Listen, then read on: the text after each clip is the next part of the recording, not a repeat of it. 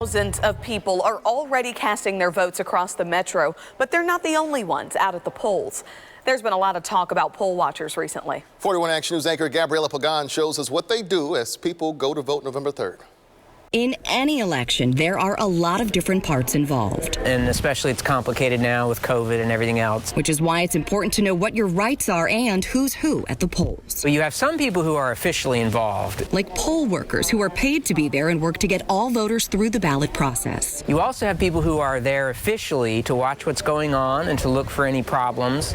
And they're not neutral about it or nonpartisan. They're sent by the political parties. In Missouri, they're called poll challengers. They are allowed to challenge a voter's eligibility, but they are not allowed to talk to voters directly, nor are they allowed to disrupt the voting process. But you could also have people who unofficially decide to get involved in elections and to watch what's going on. Those are poll watchers, and they're generally there to observe conditions and document issues.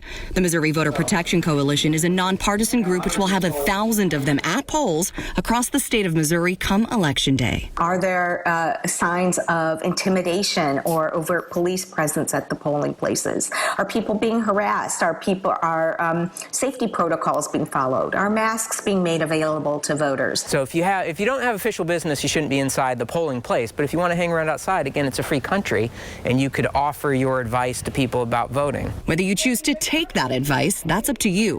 Voters are always encouraged to report any issues to poll workers immediately. In Jackson County, Gabriella Pagan, 41 Action News.